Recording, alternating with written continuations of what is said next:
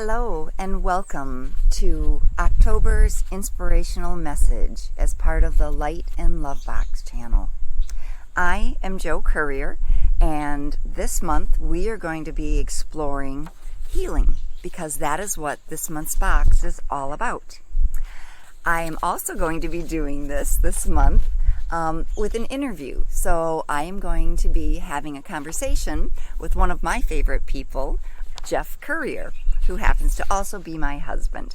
So Jeff and I are going to do this month's inspirational message and just bring you some thoughts, a conversation on what we have observed and what healing can mean in terms of being an amazing process that brings miracles and wonderful results into your life.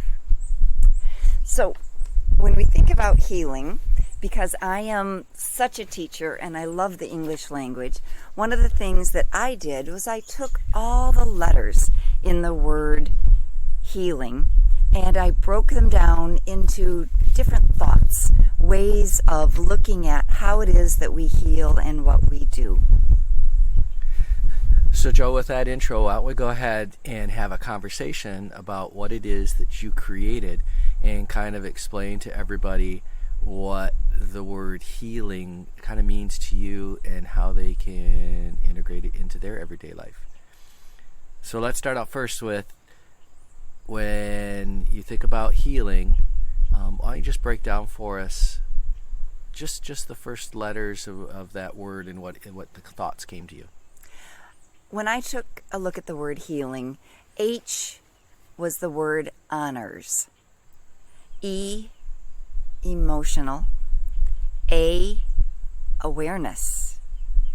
L was the word little. It happens little by little. I was investment. N, a new mindset. And G, growth. So let's start right at the top then about honors. That's an interesting word for H. So when you think about healing and honors, how does that fit? Well, for me, when we honor the decisions that we make, anybody on a healing journey has to first of all decide, what path am I going to take on this journey? Am I going to have an amazing healing experience? Am I going to just follow the path and wander, not knowing? But when we take an active part and honor the processes of empowering ourselves on any type of a journey, particularly in this case a health journey, I think we are stronger, and I think the outcome really is better, if you will, because we've changed the way that we are looking at it. It's not something outside of ourselves, something that's happening that we don't have control of. We're honoring the fact that this is our journey and our decisions to be made on how it is best that our body needs to heal, or our mind.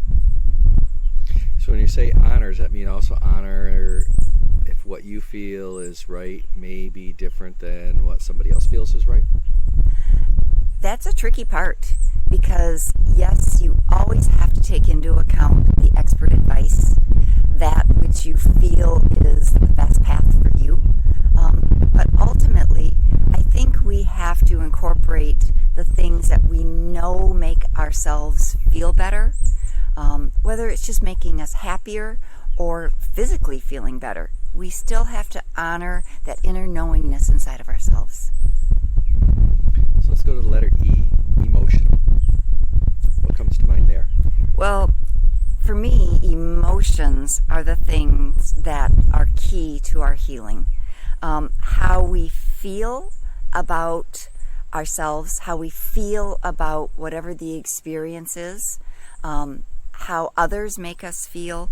It's a very tricky space, because even American Medical Association says that most illnesses start in the area of stress. Well, that's mental and emotional stress. So emotions are a really key factor for me.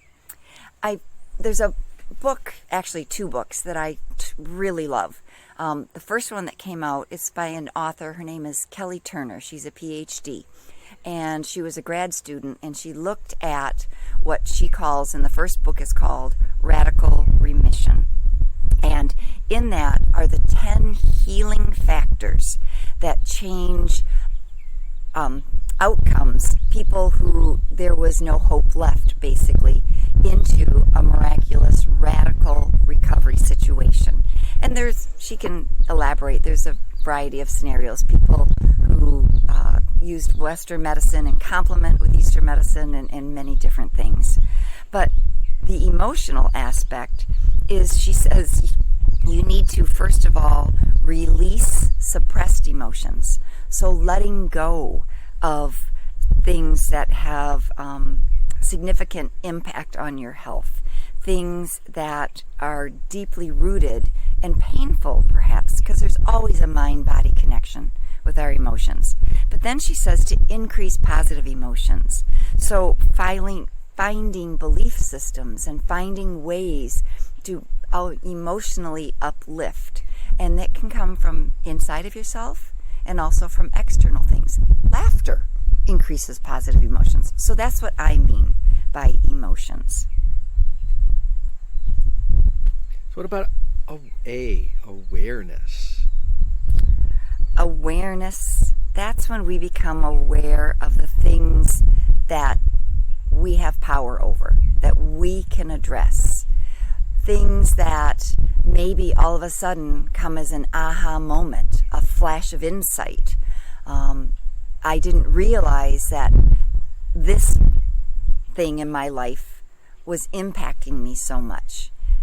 Or I didn't realize that I didn't give myself enough time or credit or whatever it is.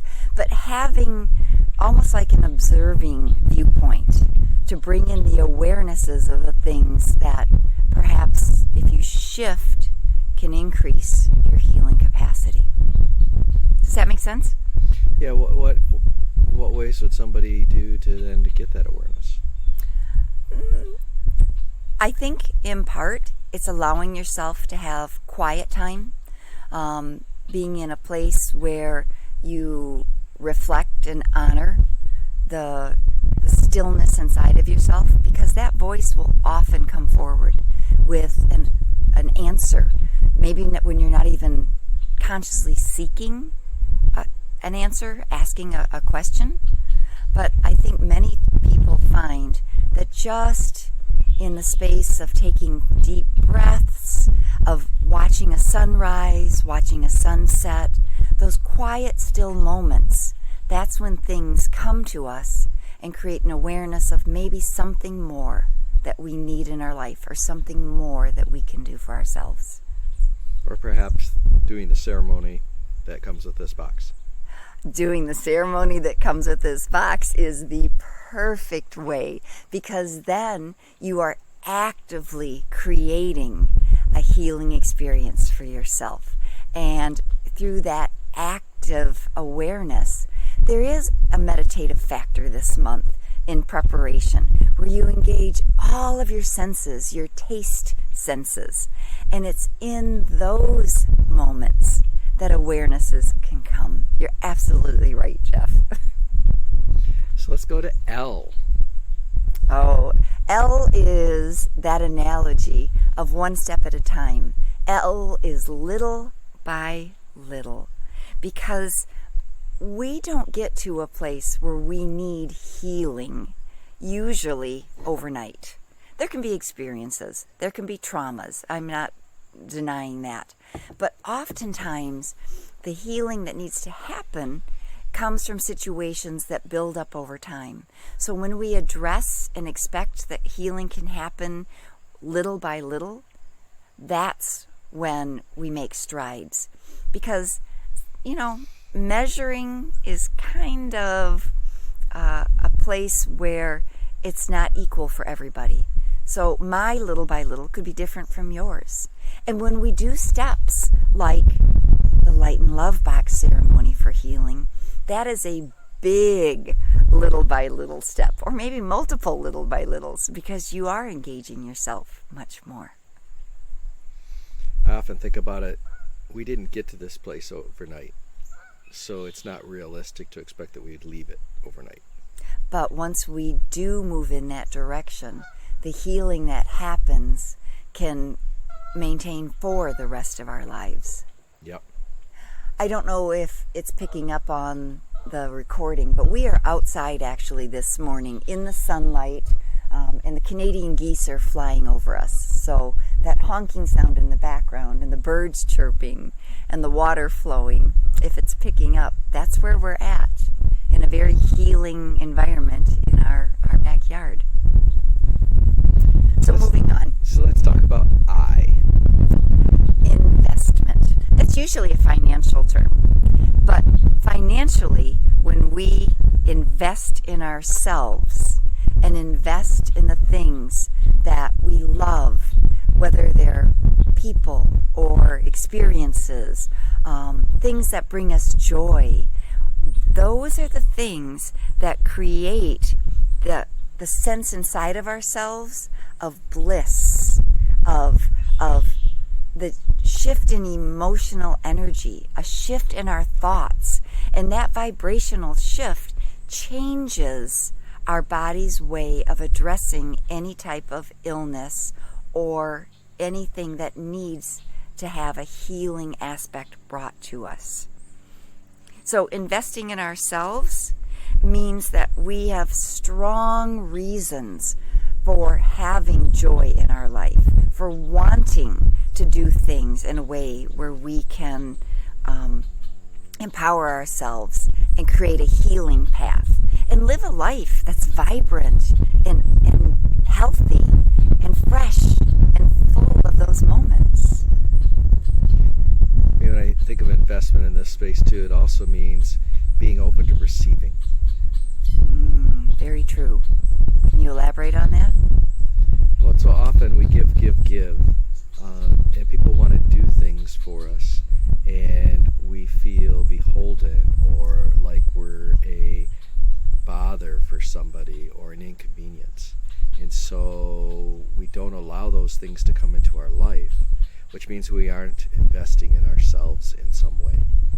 Oftentimes people, I think, have the deep-seated belief that they aren't worthy, they aren't worth it. And the investment is recognizing you are an amazing person with so much to offer.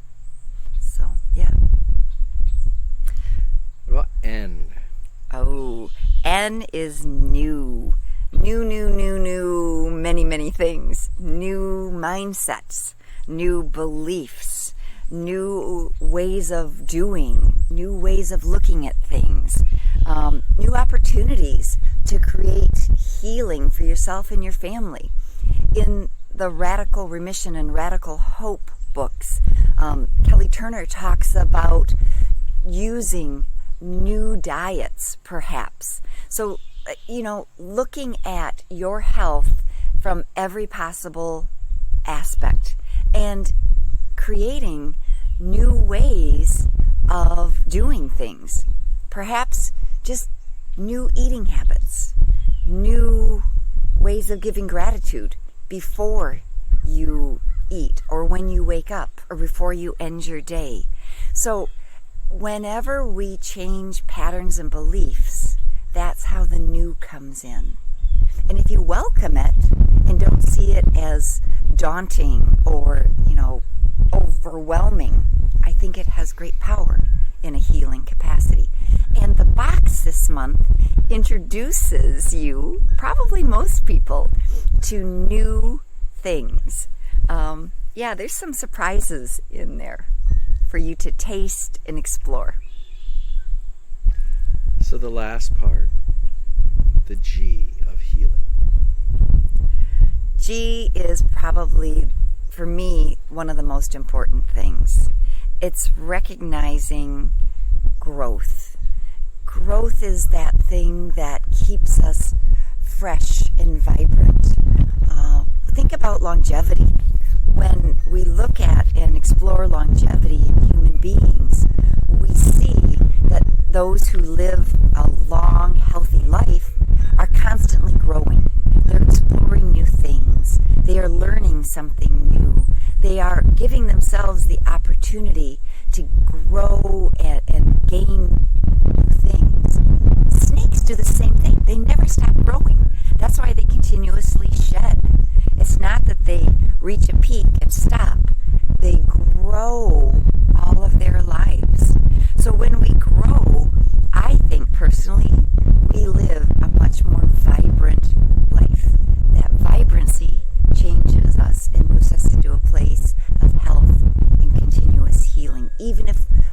recognize that there may be something that needs healing, that vibrancy, that growth always keeps that cycle going where we create more of a healthy, long life. It's interesting you mentioned the snake, because whenever I think of snake, although people tend to get afraid of them and don't like them, snakes represent healing. Oh, they do in a spiritual way. Well, even in the medical world, if you look at the caduceus, there's two snakes going up it. So even in the medical world, snakes represent healing. And the way snakes do that is they get to a certain size and recognize they no longer need these things and they let it go. Well, that's shedding their skin. We don't shed our skin, but as we grow and develop, we realize we don't need these things. And so it's in the areas of, all right, what have I learned that I can let go or pass on to somebody else? What is it that I need to stop fighting against? Where is it that I haven't allowed healing to come into my life? Or what vision am I missing? What am I not seeing around me? Mm-hmm. And when we shed those old things, then it allows the new stuff to come into our life. It's kind of like making room. Yeah, that's very true. So this month's box is focused on healing. And I think that truly encompasses healing for our bodies, for our minds, for our spirits. So I want to thank you all for listening and for being part of this growing community where we're bringing peace, possibility, and prosperity to help transform ourselves individually, therefore transforming our world with light and love. We invite those of you who wish to dig deeper to visit the link below to check out the Light and Love Box subscription. And we hope that these monthly energy-based ceremonies, which are designed to help you focus on your true intentions, help you to manifest your best life. Again, thank you for joining us, and we look forward to seeing you in the next video. And again, thanks for listening.